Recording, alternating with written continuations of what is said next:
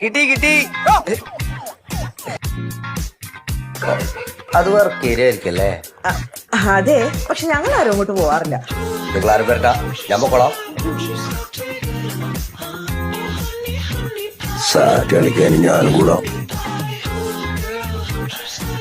മുഖത്ത് ഞെട്ടലാണെങ്കിലും ഉള്ളില് നല്ല സന്തോഷമുണ്ടെന്ന് ഞങ്ങൾക്കറിയാം. അത് കാണിച്ചോ. ഇപ്പൊ നമ്മളൊക്കെ ഒരു ടീമാ. നമ്മളാ